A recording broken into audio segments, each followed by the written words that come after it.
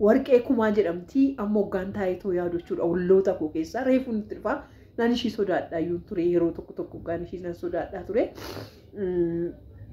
dhufteet aniyyuu nan bitaa fette bakka dubartittiin man qabdee hudhachuudhumaaf kaate jechuudha bakka anuu nan bitee kennaaf akkamitti hattuudha jettaan gatii ishiin beektaa ittiin reefu immoo gaannoo itti beektaa ittiin nan beektu yeroo san immoo jechuudha odoo yeroo sanii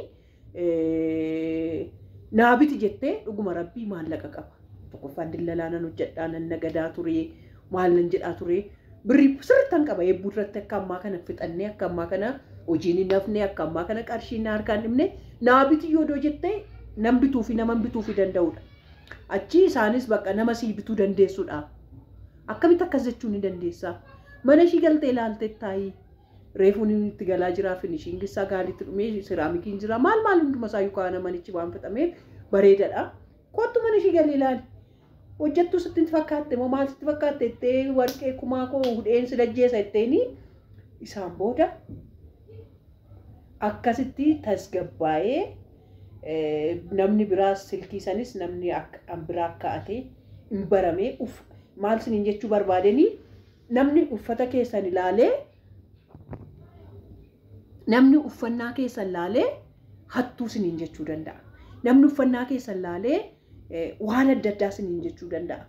Kanaaf uffannaanis murteessaadha. Abbaa qabaachuunis murteessaadha. Kanaaf hattuun namaan jedhan hoggaa namni abbaa hin qabne, hoggaa namni haadha hin qabne, hoggaa namni wannoo hin qabne uffata hoggaa uffata gaarii uffattee uffata mana keessa ammayyuu guutee jira ammayyuu na argaa jirtu an uffata uffadhu yoo xiqqaatee uffata masarata dhaabaa naa laatte iyyuu meeqadha an uffatuma uffadhee akkasumas mummunee kaameraattis ba'uu badaadhuma ishiyyuu naaf iyyuu dhufa akkasumas uffadhee jiru nan hojjedha bijaaman uffadhee jira ta'e bijaamadha nagartu viidiyoo keessatti uffataaf ani bakka hin kennu jechuudha kanan siniin jedha Ashamaa akkam jirtu fayyaa keessanii nagaa keessanii nageenyiif faraarri waaqayyoo siniif haa baay'atu daawwattoota koo kabajamtoota koo jechuudha. Abbaan eebbuu shurrubbaa silaanaa dha'ee bar shurrubbaa silaanaa dha'ee jechuudha viidiyoo silaa guyyaa ilaaltan jalatti jechuudha.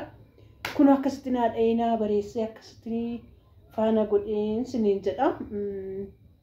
Maal haasa'uun dhufe seetan waan lama haasa'uu dhufe amma dhumaatti sirriitti dhaggeeffadha. Viidiyoon kun sin barsiisa jedhee yaadee nu barsiisu soo jettan akka wannu yaada keessanitti hiriyoota keessaniifis sheer godha namoota jechuudha. Fakkeenyaaf keessatti warroonni abbaa malee guddanne warra kun abbaa malee guddanne warroonni abbaan keenya odoo nu biran jiraate odoo abbaa keenya hin argin odoo abbaan keenya wannoon jedhin guddanne jechuudha. Isaa kana maalirraa kaatee haasa'uutti dandeessee haadha eebbuu naan jettanii viidiyoo raachee maalaan zo'ala faana maalfaatiin darbii godhamee ture reediyoo irratti asirratti dhaga'een ture jechuudha dhaggeeffataan ture. Viidiyoo sa'a tokko ture qilleensarra jechuudha. Maalaan zo'al isheetu irratti jechuudha. YouTube TikTok irrattis YouTube irratti feeta hin beeku daddarbaa jira garuu an seenicha baadhifatte waan asirratti dhaggeeffadheef jechuudha. Kana seenaa kana hunduma keenyatu dabarse jechuudha seenaa kana jechuudha keessatti warri haadha abbaa hin qabne keessatti immoo warri ana haati kollee jirti waaqayyoo haa galatu warraan abbaa hin qabne jechuudhaani abbaa koo anin jabeessee haadha kootiin abbaa koo na barsiisi jedhee dur hoggaa dubbatu namoonni hoggaa dubbatan shamarran fira abbaan barbaaddu fira haadha malee jedhu ture garuu sobadha. Fira abbaa jabeessee an akka kootii barbaadaa ture hin jiru. Waggaa 5 kaasee amma waggaa 9 ishii biraa deemutti haadha koo baay'een caqacaqaa ture jechuudha. Maaliif akkas jettee haadha eebbaa naan jettanii jechuudha seenaa kana dhugaa rabbii dhugaa yaadadhu baay'ee na bochisa jechuudha. Amallee biyyoon itti salphatu ishiin boqottee jirti. Akkoo haati haadha biddeenaa kooti abbaa biddeenaa kooti jechuudha. Haati biddeenaa kooti maallaan jetti yeroo hunda jechuudha. Hattuudhaan gatii abbaa mucaa ishiirraan dhalanneef yeroo hunda hattuu nu gooti. Yeroo hunda waan hundumaa waanuma bakka anumatu jalaa dhaqee to'ataa uffannoo jalaa badaanatu jalaa taa midhaan laaftee simbirroon jalaa nyaattee anatu jalaa taa. Bakka yeroo jechuudha warroonni kaan jiru bar naannoo san jiru namoonni hedduun jiru isaaniin hattuun jettu. Ani garuu waan abbaan qabneef waan ananii bakka diqaalaa dhufte jedhamee haasa'ama waan ta'eef jechuudha. Yeroo isaan baay'ee hiqqedeen bu'aa jechuudha. Baay'ee tokkumni bu'aa. Boo'ee ka'een haadha kootiin galee haadha koo abbaa koo natti hime abbaa koo na barsiise abbaa koo bira na geessi warra abbaa kooti bira na fudhadhuun jedhaan yeroo hunda jechuudha. Achi haati koo muunduus jechuun ani haadha kee miti ani abbaa kee miti ani maali kee miti naan jetti yeroo hunda jechuudha bakka kanaaf seenaa raachuun dabarse seenaan ofii kooti dabarse natti bakka innillee mana inni immoo iddoom koo mana xonqaayii dhaqeetoo mucaa hiyyeessa diimaa qallaatu fudhate jennaan yaa mucaan abbaan qabnee hattuudhuma waan jedhaniif jechuudha. Isa shakkanii mucicha fuudhanii seenaa isaa warra afaan Amaariffaa irratti hin dhageenye yoo jiraate bakka mucaan na jalaate mucaa qallaan raachuudhuma amboo keessa safara sanan jiru fuutee mana xonqaayii fuutee deemte. Mana xonqaayii fuutee deemte xonqaayichis yaa saafaa tolu innis jalaan inni baga jedhee odoonis jalaa ta'eera jedhame immoo amma makka peeninsaaf guddaa ta'e jechuudha. Namatti cimu jechuudha. Amma mucaan kuni gatiin abbaa dhabee gatiin maal dhabee jedhee bakka boo'uu danda'a boo'as ture jechuudha. Maaliif isiniin jechuu barbaade bakka namni abbaan qabne yeroo hundaa akkuma hattuutti ilaalama yeroo hundaa akkuma onnuutti ilaalama namni maatii hin qabne jechuudha.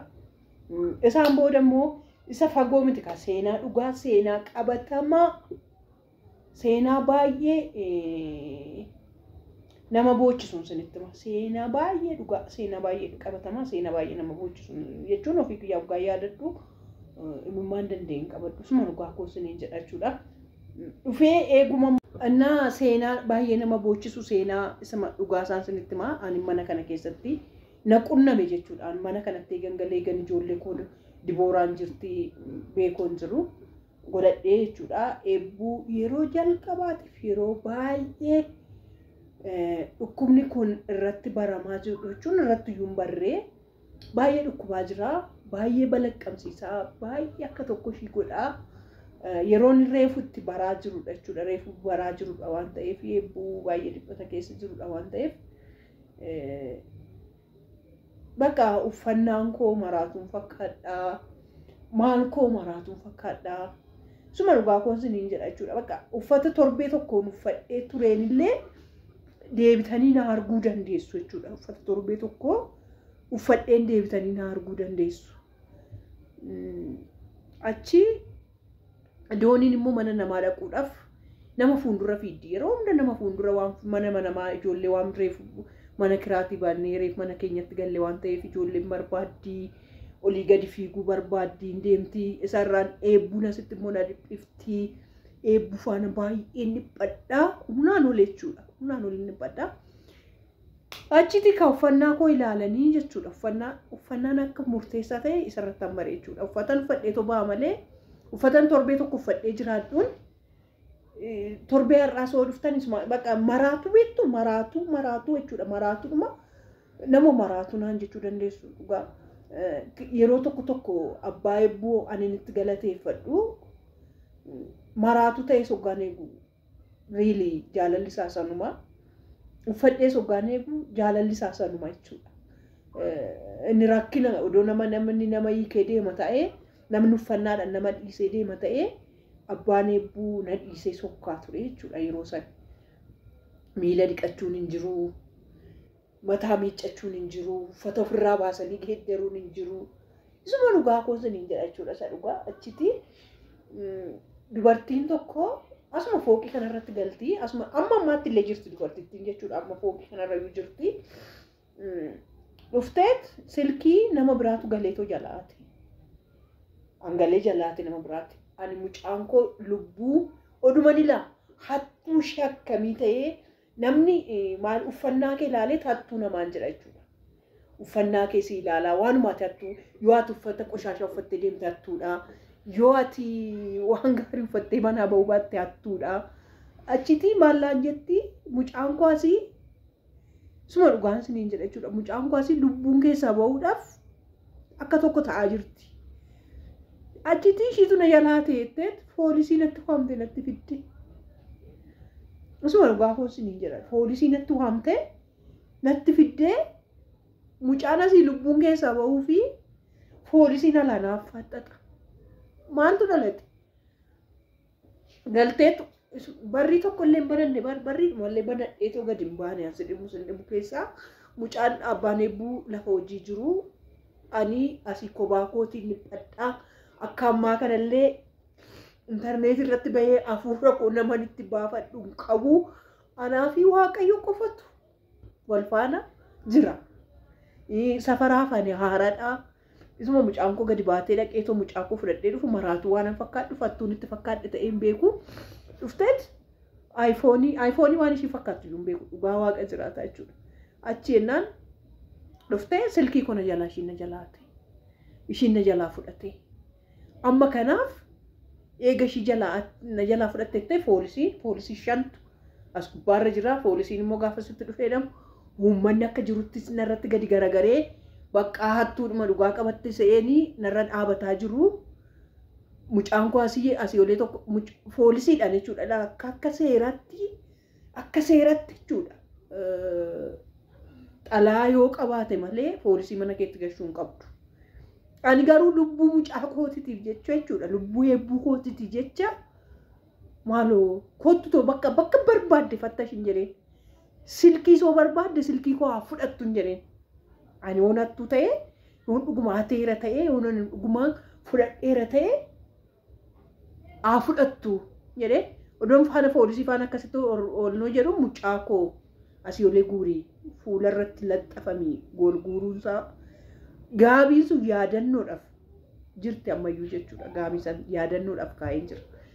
Gaabii mucaan of wallaaltee gaggabdee balaqqamne funyaan afaan funyaan hin bahee odoo gaafas mucaan koo duute dubartittii dhumatu na jalaa ajjeese jedheen murteessa. Maaliif ofitti hin qabne mucaan afaan funyaan hin bahee gaabiin irratti badee tokkoffaan yeroo san yeroo reefu urgufaa jirudha jechuudha.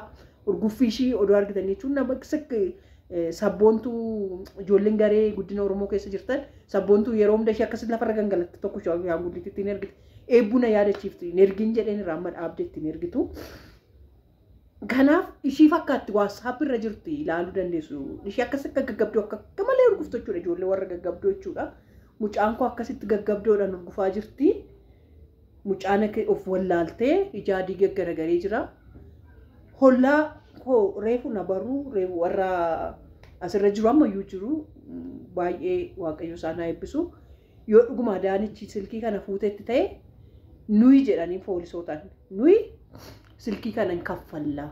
Asis nama keekoo an kireeffattee jirti ishiinis baateet.